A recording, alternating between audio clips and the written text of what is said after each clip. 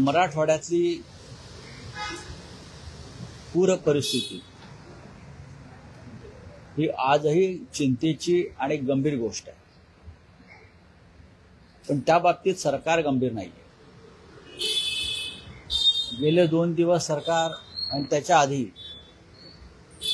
प्रधानमंत्री मोदींच्या आगत स्वागतामध्ये अडकून पडले. विकास कामांच्या नावाखाली उद्घाटनं झाली.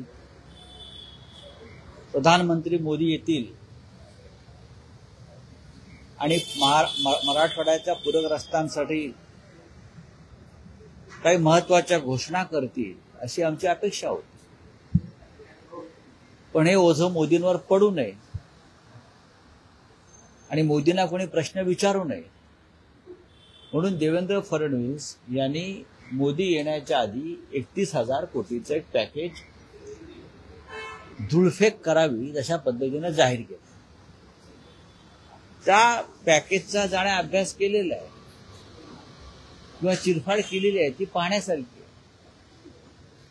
शेतकऱ्यांच्या हातामध्ये 3,000 रुपये पडत नाहीये.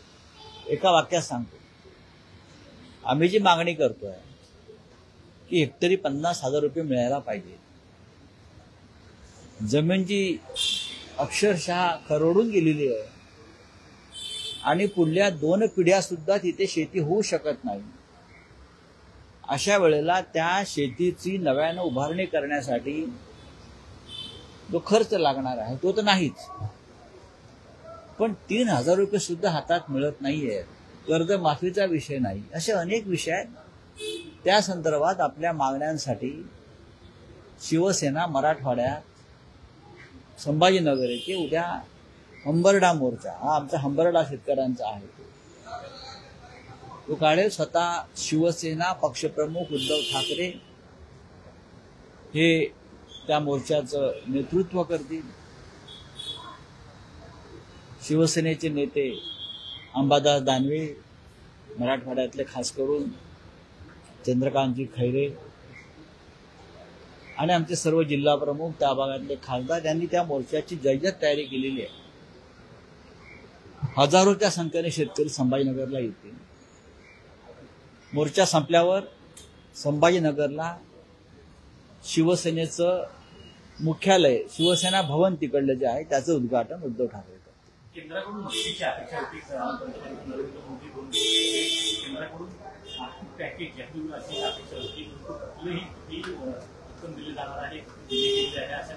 नाही, नरेंद्र मोदी यांनी मराठवाड्यातील शेतकऱ्यांना पीएम केअर फंडातून तरी मदत करावी, निदान कर्जमाफी, अशा प्रकारची मागणी शिवसेना पक्षप्रमुख उद्धव ठाकरे यांनी वारंवार केली आहे. मग पीएम केअर फंडाची गरज कशा करताय, ती उभारणी का केली? काही लाख कोटी त्यात पडलेले आहेत.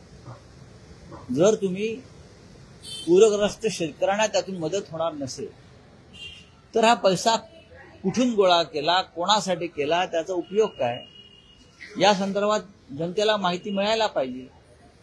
कोणासाठी पैसा आहे?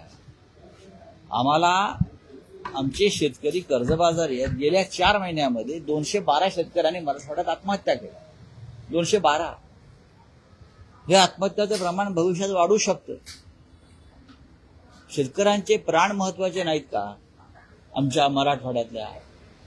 की मराठवाडा आजही निजामाच्या राजवटीखाली आहे आणि त्या निजामाचे बाप महाराष्ट्रात राज्य करतायत असं आम्ही समजायचं का? हे निजामाचे बाप आहेत का?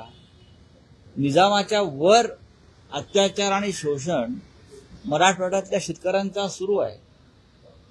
तुम्ही खातूरमातूर घोषणा करता, 3,000 कोटीचे मोठे मोठे आकडे देता आणि शेतकऱ्याच्या हातामध्ये भोपळाही पडायला तयार नाही. ही अत्यंत गंभीर गोष्ट आहे.